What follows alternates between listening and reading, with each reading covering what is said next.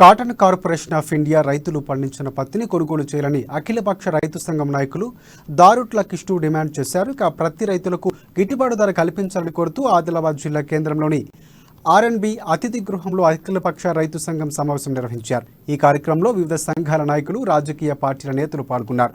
ప్రతి రైతులకు గిట్టుబాటు ధర కల్పించాలని ఈ నెల 12న మార్కెట్ యార్డు వద్ద నిర్వహించ తలపెట్టిన మహాధర్నాను విజయవంతం చేయాలని తీర్మానించారు. ప్రభుత్వాలు దిగి వస్తాయి. పండించే పంటకు ఎందుకు పెరగదు ధర?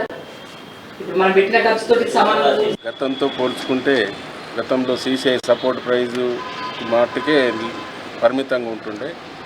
అయితే ఈరోజు మరి సెంట్రల్ గవర్నమెంటు కమర్షియల్ దాంట్లో కూడా కొనుగోలు చేయడానికి వాళ్ళకు మరి ఉత్తర్వులు కూడా ఇవ్వడం జరిగింది.